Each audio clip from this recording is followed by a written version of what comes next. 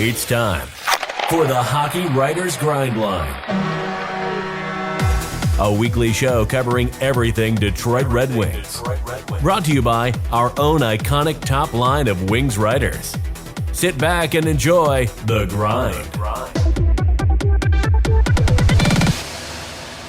Welcome to the Hockey Writers Grindline. I am your host for today's show, Devin Little, filling in for Kyle Knopp, who was recently voted the most handsome hockey coach on this show. Joining me for today's shenanigans are as my line mate and my teammate here at THW, Delaney Rimer. Delaney, your boy Elmer had a pretty big week. How you doing over there? I'm doing fantastic. Always good to see him. Have a great week, and hopefully it continues on in about 45 minutes here with the next preseason game. So always great. Little revelation there of when we're recording here, just before that game against the Capitals. Also joining us today is our producer, editor, and the fourth head on THW's Mount Rushmore, Matthew Zator. Matt, it's good to see you. How are you doing? I am good. Hockey's back. Well, preseason hockey, but hockey's on TV. We're getting to watch some games being played, and of course Twitter is aflame as well now, even though it's the preseason. Absolutely. Now, before we begin, you know how we do this. Our show today is sponsored by The Morning Skate, the Hockey Writers daily newsletter filled with anything and everything hockey. If you love this sport as much as we do, be sure to sign up for The Morning Skate over at morningskate.io for free delivery to your inbox Monday to Friday. We're getting back into the regular season flow here. Also, drop us a like down there and subscribe to stay on top of all the best THW content. All right, now let's begin this show how we always do. It's time for one good and one bad from the week. I will kick us off. My good is that it sure looks like the Filip Zadina revenge tour has begun. His play early on here in preseason and even going back to the red and white scrimmage, he looks real promising. He looks like a player who's out to prove a lot of people wrong. And if he's gonna do everything that we've talked about on previous episodes, it's how he's got to look. So good on him for coming out guns a-blazing. Hopefully keeps that momentum going into the regular season. And then my bad is losing to the Blackhawks. And I know it's just preseason, so it doesn't really matter. And chances are that the Red Wings are going to finish this season a lot higher in the standings than the Blackhawks, but it still stinks to lose to that team. I don't care who you are. If you're born and raised in Michigan, like me, seeing a Detroit team lose to a Chicago team stings. So didn't like seeing that. All right. Delaney, let's start with you on this one. Let me hear your good and your bad from the week. My good has to be the Red Wings home opener is just about 2 weeks away. So that is absolutely fantastic. And I am so excited to be there and be back in my favorite place. So that'll be great. And then one bad, I think I'm going to have to go with concussions aren't taken very seriously in sports. Given recent events, I would feel bad if I didn't say that as someone who has been very concussed because of sports. So that's probably my bad for the week. Yeah, shout out to the Miami Dolphins for being terrible. Anyways, over to you now, Matt. What is your one good and one bad from the week? Well, my good is that we're watching hockey on TV again, which is awesome. And even though the Canucks have lost all 3 preseason games, even though one was a split squad, and 2 of the games they lost in overtime, but hockey's back. We're able to talk about it and debate about things on Twitter, on social media, and that's always fun, even though these games ultimately don't matter. But it's just fun to be able to talk about it, not just talking about what's going to happen and preview stuff, but we can actually talk about games even though they're not regular season, but still fun. My bad is I'll go off that same injury vein as that injuries in the preseason, and they suck. We've seen already multiple teams have guys go down with injury. The Canucks had Besser and now out for the first week or 2 of the season. Mikheyev got hurt as well. He's week to week, so we got already big injuries. And then, in Detroit, Red Wings, Copp's already hurt too. So it's like, I Didn't happen in the preseason, but it's still bad that he can't start the season with the team. But I hate injuries so close to the regular season, and that's my bad. I'm just going to go ahead and give you a big amen to having actual hockey to talk about. Because talking about abstract what might happen is fun for a little bit, but it certainly gets old. Am I right, viewers? All right, now for the first time this season, let's talk in depth about some Red Wings hockey. The preseason is off and running, folks. At the time of this recording, Detroit has played in 2 preseason games, one against the Penguins and the other against the Blackhawks. And by the time you watch this episode, as Delaney kind of alluded to, they'll have taken on the Capitals as well. And Delaney, I'm going to start with you on this one as well. What are some of your takeaways and some of the impressions you've had from the Red Wings' first few preseason games? Gonna say what I've been saying this whole time, probably for the last couple of days on loop.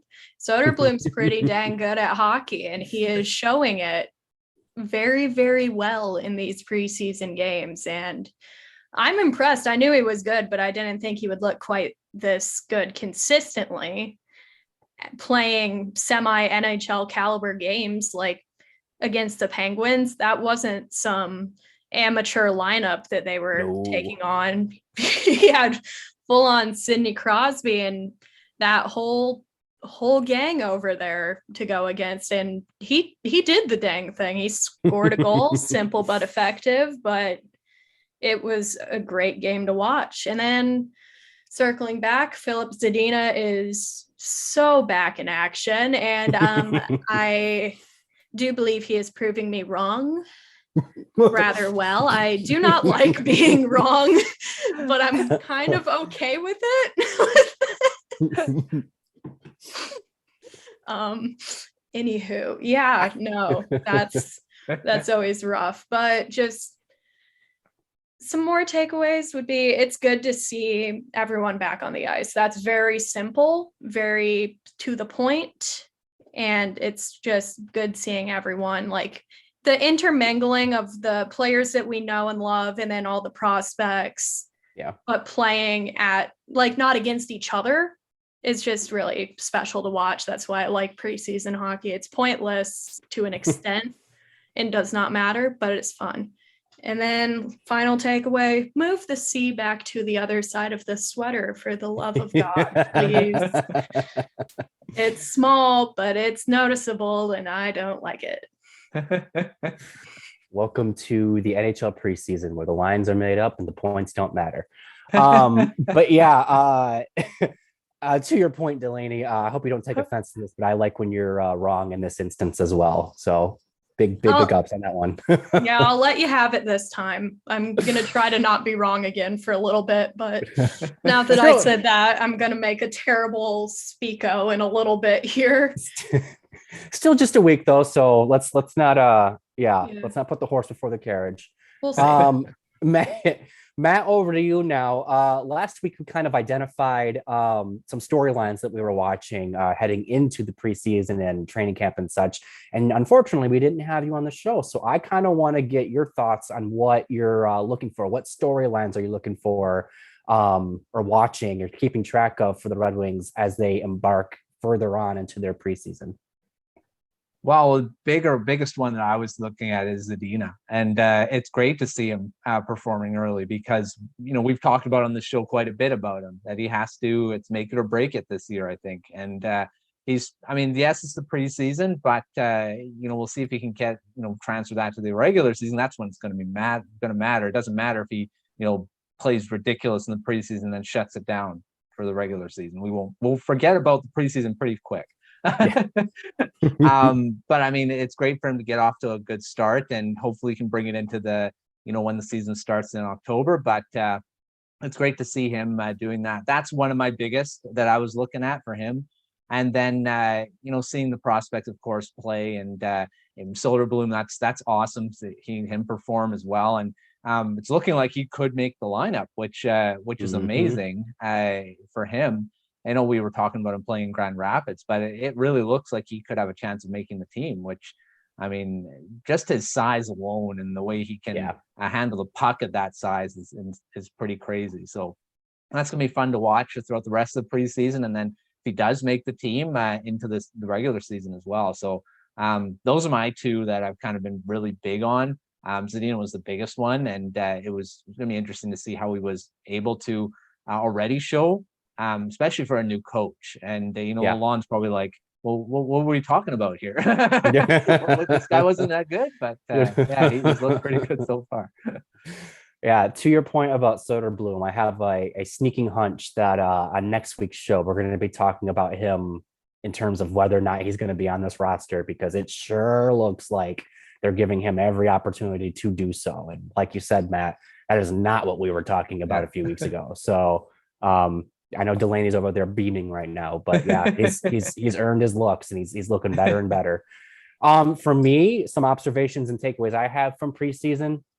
The ideas of what we thought the lineup was going to look like, just throw that out the window, because we there's a lot of things that are happening right now that it's like, oh, okay, we had no idea. Copp being out definitely factors in here. I know everyone would have loved to have seen him play in the preseason, but we're not going to. And it's kind of a question mark that's hanging over everything in terms of lines and stuff. But Rasmussen is playing between Kubelik and Zadina, and there was the intention of playing him between Vrana and Zadina. So Rasmussen looks like he's their third line center this year, not Pius Suter. Pius Suter looks like he's their fourth line center right now, alongside Soderblom and Adam Ernie, or maybe Oscar Sundqvist. I'm sure he'll factor in there somewhere as well. It's still early. Like I said, we're recording this after just 2 preseason games. There's 6 more to go. There's a lot to be figured out still. But just the Rasmussen thing alone, everyone had him penciled in as the fourth line center or even a fourth line winger. And it looks like Lalonde likes him quite a bit, and he likes him enough to have him as the 3C. And honestly, I think that's kind of what his, at least as far as this team is concerned, I think that's kind of where you want him to be, ideally. I think that a lot of players are showing kind of a reinvigorated spirit, which you would expect with a new coach and a fresh opportunity and all the new faces and such.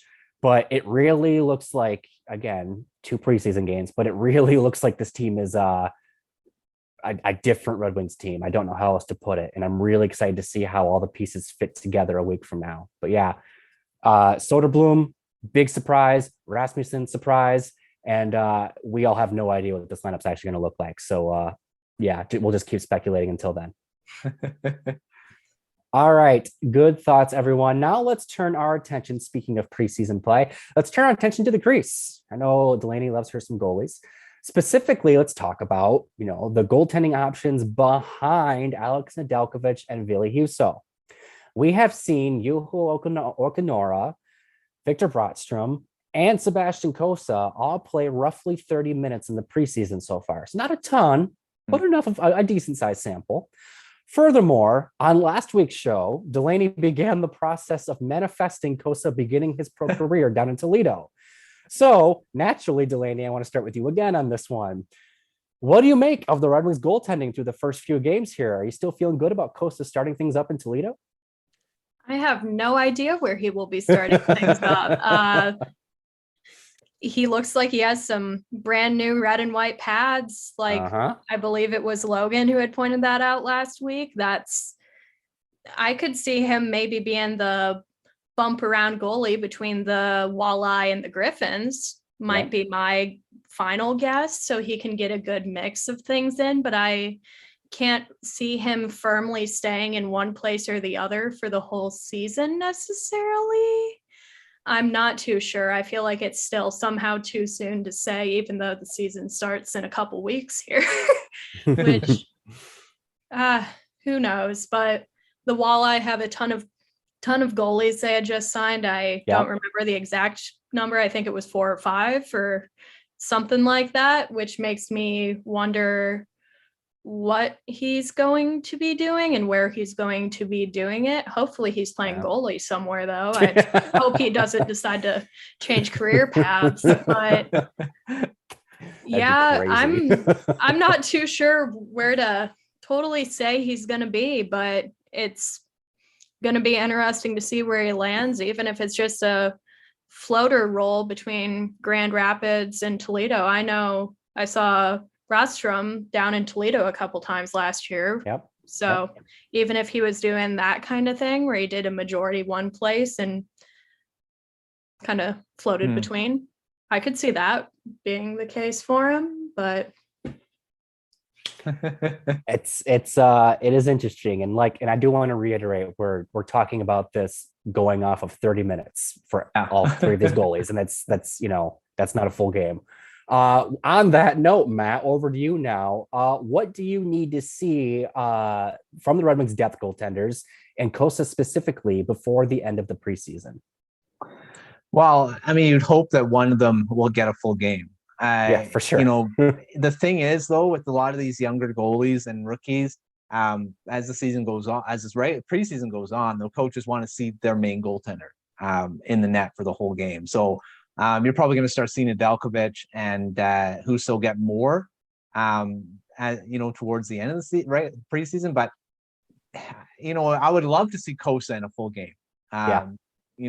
With stronger preseason lineups, and see how he can handle that. But we may not get that, and that's the thing. I don't know if he's going to get that opportunity or not. I guess it depends on the coaching. If they think, maybe it's good for him to get a full game, but you rarely see that in a lot of the younger prospects, that they don't get full preseason games. They usually play that period and a half, or just a period, like it's been happening here. And it would be a period and a half, 30 minutes. So getting that half game. So I mean, we may see Cossa get another half game, but like I say, I'm hoping that he does get a full one to see how he does. But on Delaney's point, I think he probably will be that Grand Rapids Toledo type, go back and forth type goaltender. It'd be really good for him to get a lot of games wherever he plays, because doesn't look like he will be back in the dub this year. I mean, he can still go back, but like you said, the way he's been, new pads and all that, it looks like he's going to stay. At least maybe he's hoping he's going to stay. But we'll see. I think that's his performance is going to gauge that, how they think where his development's better. If it's back in junior, if he's done enough there, then you get that level up and play in the ECHL and the AHL. But personally, I would probably move towards getting him in pro this season. So if it was me, but the thing is, it just depends on what they think, where they think his development is, and what's best for him. For sure. I do want to say the 30 minutes that Cossa played was in that game against Pittsburgh. And I got to think that he's feeling pretty good about himself in only allowing one goal against a team that had Evgeny Malkin, Sidney Crosby, Chris Letang, 90% of the Penguins roster, and he didn't look out of place. I know if I was in goal for that game and I came away with just one goal against, I'd be feeling on cloud nine. So yeah, right. He's got to be feeling good. And I do agree. I want to see more of him. I again, like you said, Matt, I'd like to see a full game, but I don't know if that's going to be in the cards, running out of runway here. And like you said, you want to start seeing more of Ned and Husso as you get down the home stretch there. And then also to kind of comment on the other two, I almost wonder, I think it's a foregone conclusion that Okanyara is going to be in Grand Rapids. That's what he was signed to be. He's basically Calvin Pickard for this year, where he's going to be the call up if a goalie gets hurt or something. Third string goalie. It's that second goalie in Grand Rapids that I think might be kind of a rotating door to kind of, pile on here. I think Cossa could be going in between Toledo and Grand Rapids, kind of back and forth, depending on how things go. Same thing with Brottstrom. Delaney, you're right. He did spend some time in Toledo down there, and then he was back in Grand Rapids. I think that it could be a situation where they kind of go back and forth, depending on who's, they ride the hot hand. And that's where it gets interesting, because especially with a goalie like Cossa, who's supposed to be like their future in the crease, you want to see him play a lot.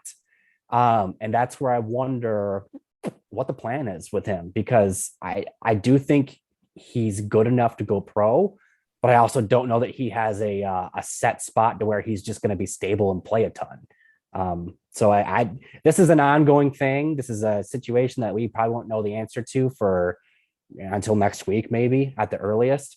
But it's interesting, and I hope to see. I hope for Cossa's sake that he really kind of shows that he's ready to go pro and play significant minutes, because I know everyone's kind of looking at Wallstead right now and thinking, "Gosh, I can't believe the Red Wings passed on him," because he's looking great over there in Minnesota. He's looked really good, yeah. He looks insanely good.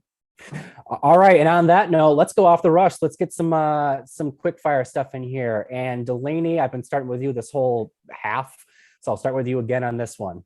Okay.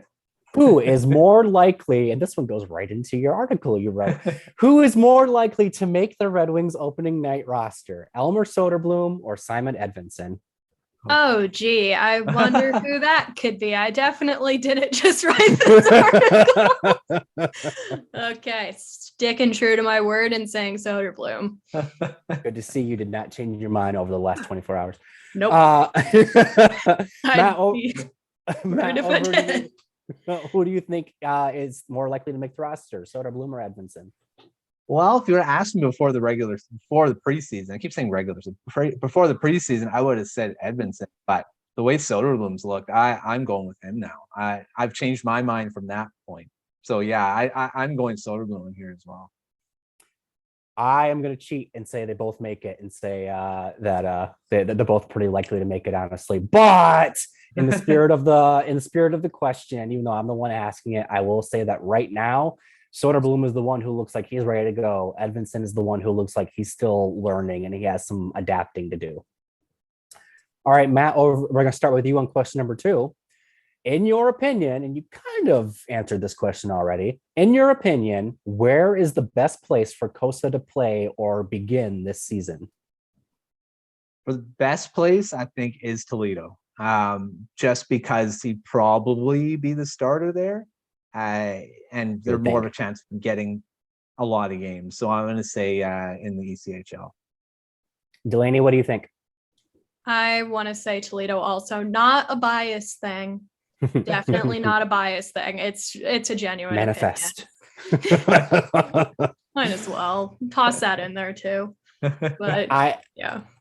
To begin this season, I agree. I think Toledo, and it'll be an ongoing situation from there. All right. And then since we're adding a third question for this week and probably next as well, Delaney, we'll start with you on question number 3. Give me one bold prediction or hot take for the Red Wings this season. Oh, boy.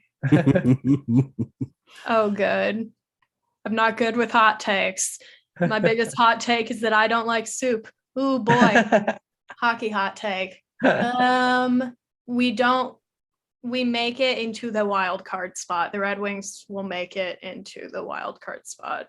That's a bold prediction. Yep, you said hot take, so I gave you way too hot and definitely wrong. We don't just like Red Wings around here. We like spicy wings too. Matt, give me one bold prediction or a hot take for the Red Wings. All right. Well, I'm going to go and stay with the theme we've been talking about him. I'm going to say Soderblom not only makes the lineup, but scores 25 goals this season. I like your thinking. Surprised that wasn't yours, Delaney. My goodness, you're off brand. I panicked. Proof that I didn't give these questions to these guys ahead of time. My bold take / hot take is that Pius Suter is going to be traded within the first month of the season. I can see that. Yeah. All right. Good stuff. Now let's take a quick TO and pay some bills.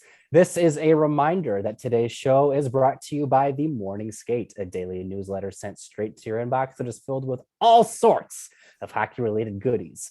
There's a link down there in the description for you to go sign up. And while you're down there, be sure to give us a like, subscribe if you're new around here. Welcome to the insanity. And be sure to leave a comment and let us know which Red Wing has really stood out to you this preseason. All right, now we're going to continue on with our player preview series, and we're heading down the home stretch with this. Only a few players left to cover. This week, we're going to start with perhaps the Red Wings' biggest signing this offseason, Andrew Copp. Copp had a career season last year, posting 21 goals and 53 points in 72 games, split between the Winnipeg Jets and the New York Rangers. Matt, we're going to start with you this time since we started Delaney all of last round or last segment, half, whatever you want to call it. Matt, what are you looking for out of Andrew Copp this season? Well, first of all, I really like him as a player. I think, I've said this before. I think it was a great signing by the Red Wings. It would have been a great signing for anyone, because he's just such a versatile player. Like, you can play him almost anywhere. I mean, you can play on the power play, you can play on the penalty kill. He can be a guy responsible enough to play in the last minute of the game.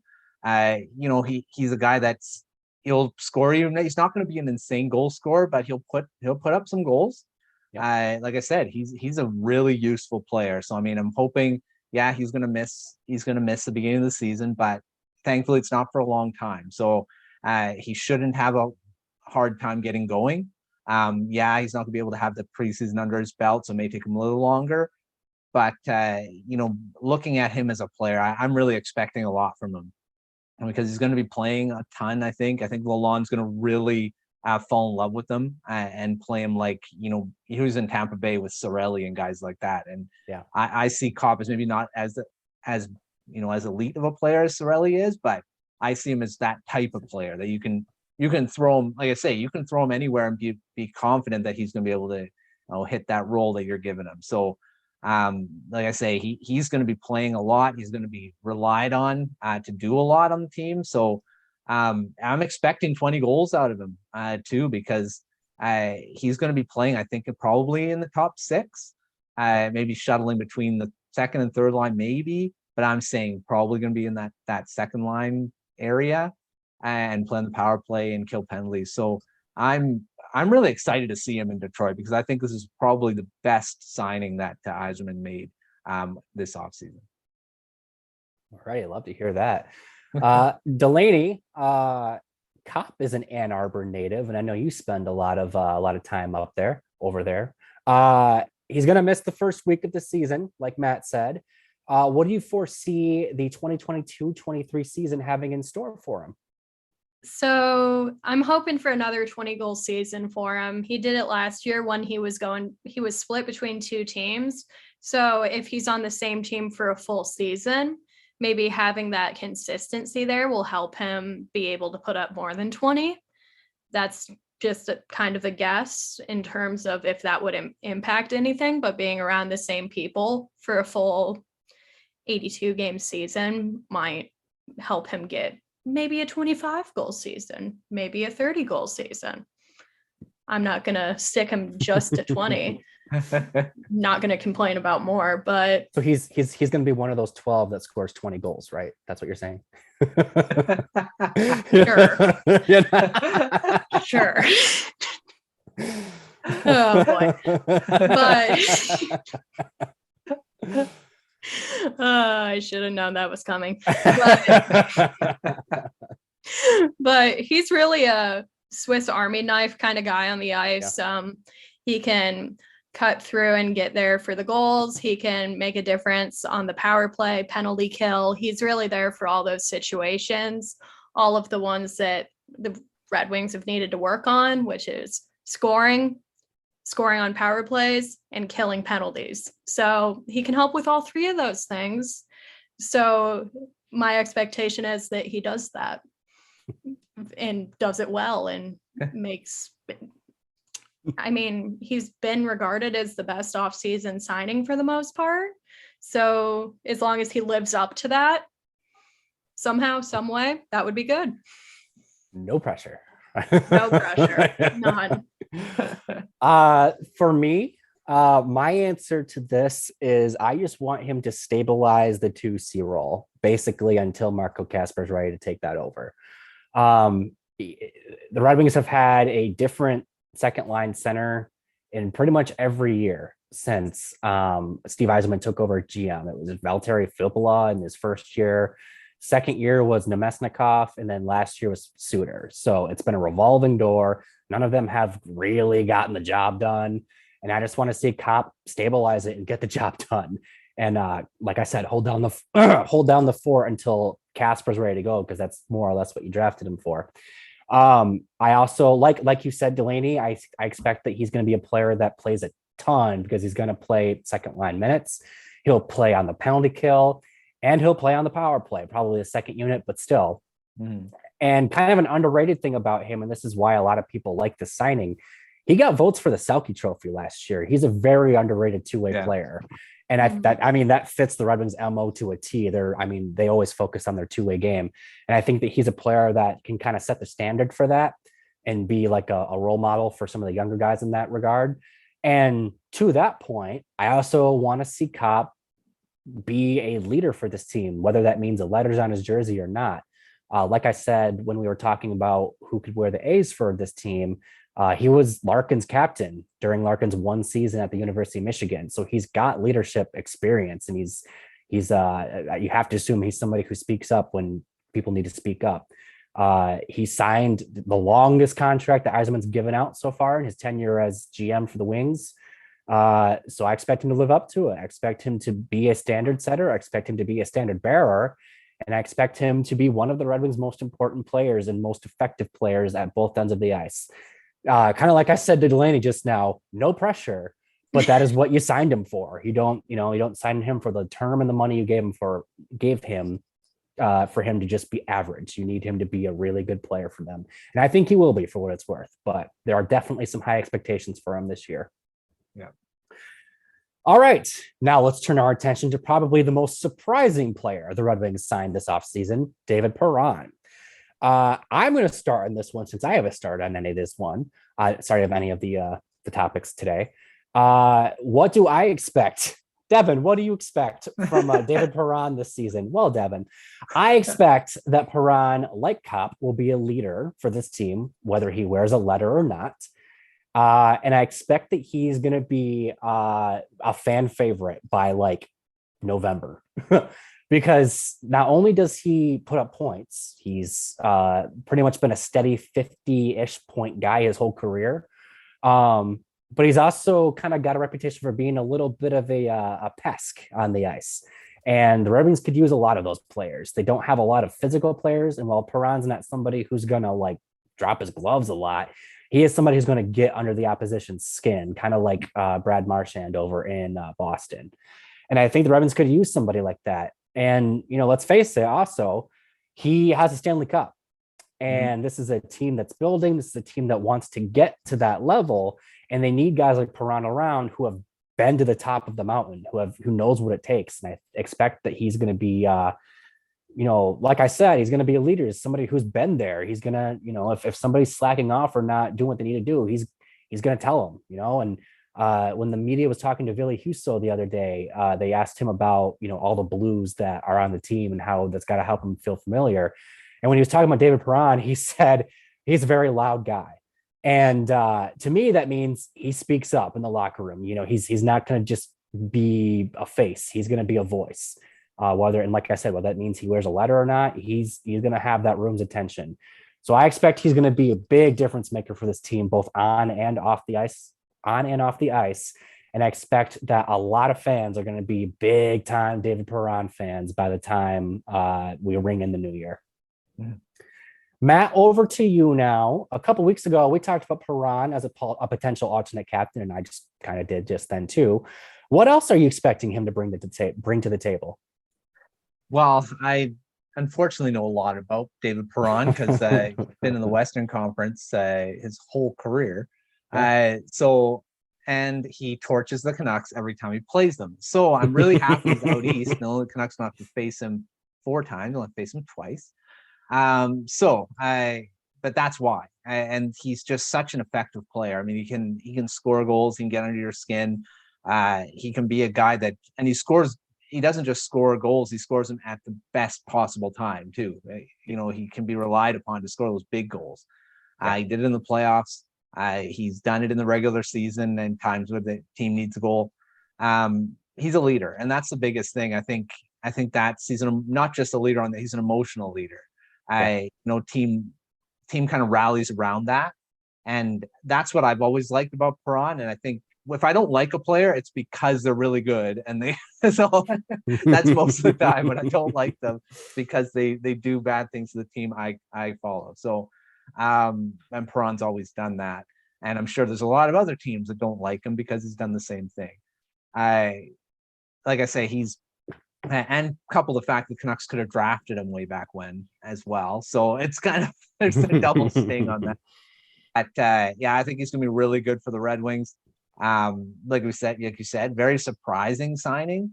I don't think I don't know if anyone really could have predicted him going to the Red Wings beforehand. I know I was on a preview show talking about where he could sign, and I just threw it out there. I didn't think it would be right. I said, yeah, I think maybe the Red Wings will sign him. And guess what happened?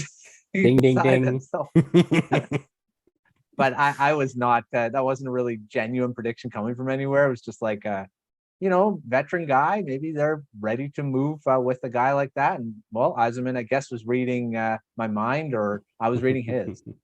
Most likely that way. I was reading his. Because yeah, he's going to be a massive addition to this team. I just said about Copp. I think this is a very low key. I mean, he's a big player, but I think I think he is going to end up being a really big signing for them too. I know it's really, it was only 2 years, right? Yep. Really short term, but if he looks like, I want to fit here, I think he could re-sign with the Red Wings too. I think mostly it was just like a short term because they wanted to see how he can be just a veteran presence with this young team. But overall, I think he's just going to be a really good, and I think he's going to score at least 20 goals too, because he's going to be playing that top six on the power play. And I think he's going to be not just productive, but be a really good emotional leader in the locker room as well. Yeah, I know. I see another 20 goal, 50 point season ahead for him. And oh yeah, that's, you take that every day. Yeah. Delaney, final word on David Perron. What excites you about having Perron on the team this season? And how do you feel the Red Wings, or what do you expect the Red Wings are going to use him? How do you expect? I do think he's going to be exciting because you love a guy who can score consistent goals, and that is exactly what he does. And having a veteran player who can put him up consistently is huge, and we didn't have that. And a lot of the veteran players on this Red Wings team kind of dwindled away or petered out during the off season.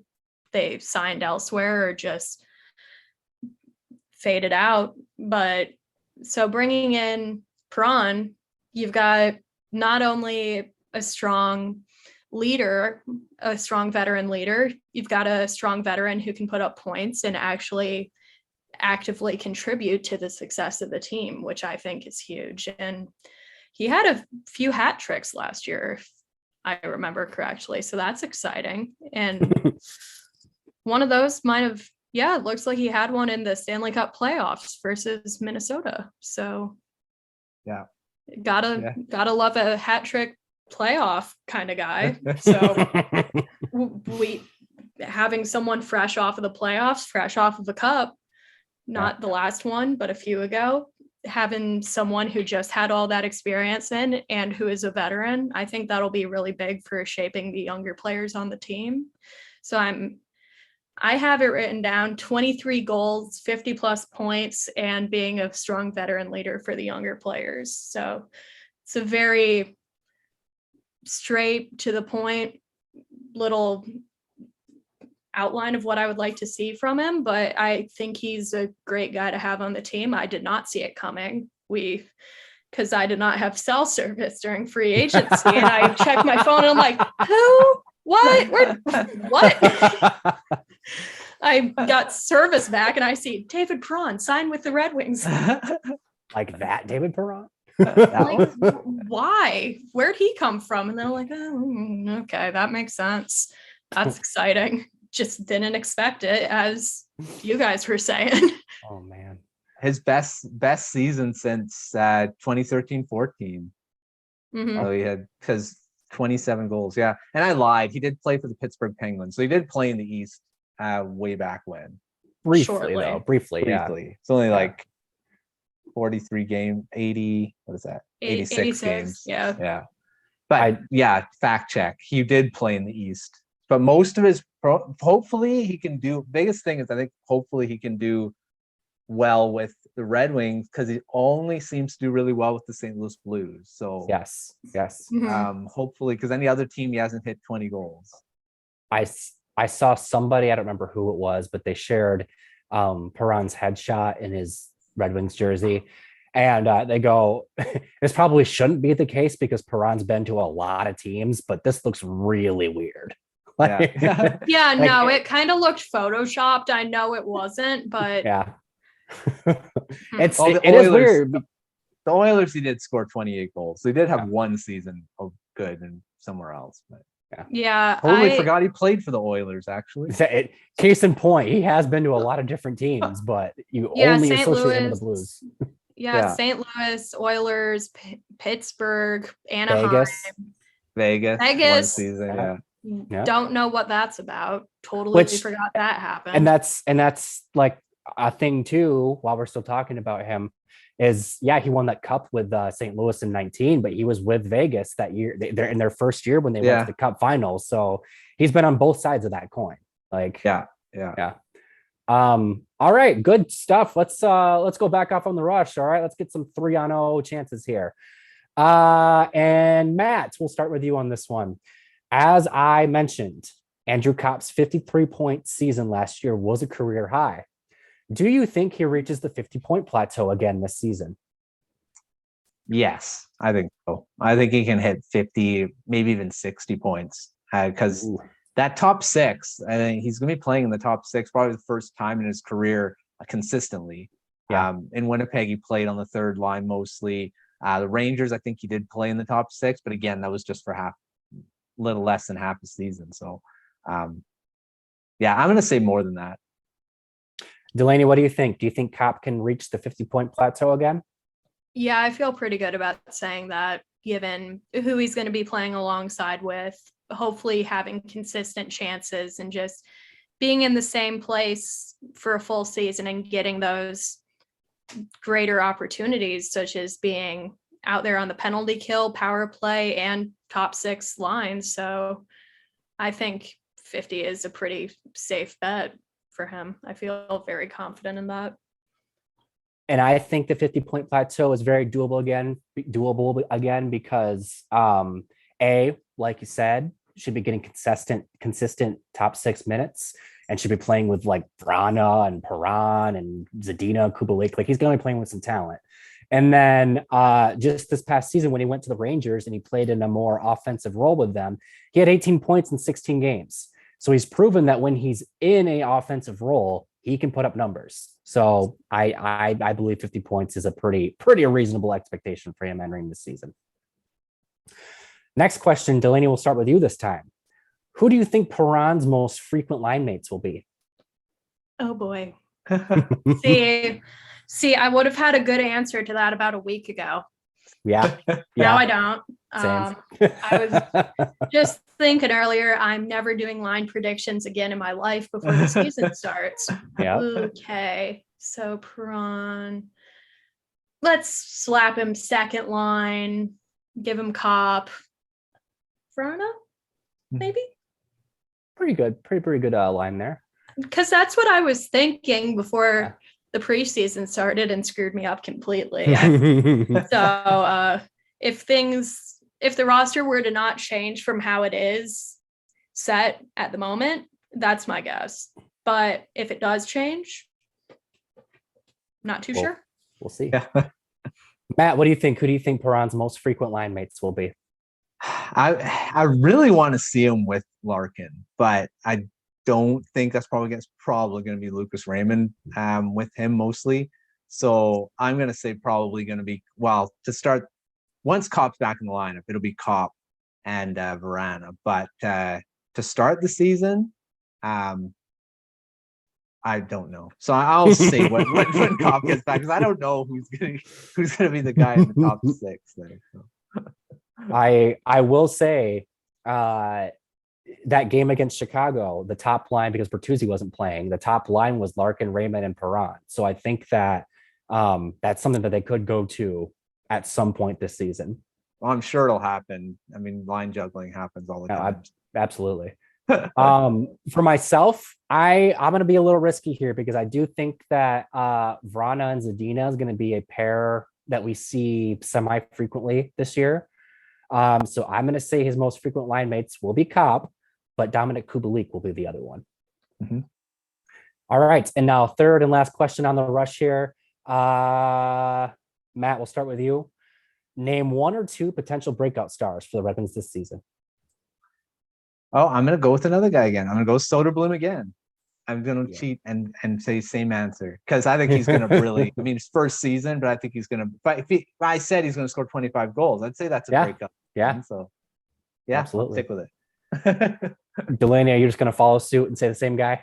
Yeah, I'll say that, but I'll also toss in Kubalik just for fun, just for Like that. funsies. New guy on the block. Yeah, I see him probably bouncing back. There's a bounce back candidate there too. For sure, for Mhm. sure.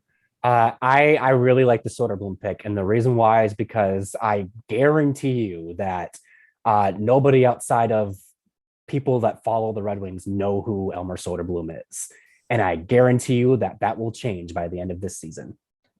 Yeah, Yeah. He's too big to ignore. They're going to see him and they're Quite going to at literally. least be like, who's that tall guy? Or, I thought Chara retired. And then you see him fly down the ice and score a goal all by himself, and then they're gonna go, oh, they Oh, have And a you go, beast. oh, that's not Chara. Well, we're in trouble. And on that note, that is our show. Thank you to Delaney and Matt for joining me for today's show, and thank you for tuning in. I couldn't have done it without any of you. Be sure to sign up for that Morning Skate newsletter. Details are down there in the description. And while you're down there, be sure to give this video a like. Follow the channel if you're new, if you haven't already, and drop a comment and let us know who you think Copp's most, or who do you think the second line is going to consist of? Will it be Copp, Perron, and Vrana? Do you think it's going to be something else? Let us know down there in the comments. Thank you so much for tuning in. We'll see you again next week. So long.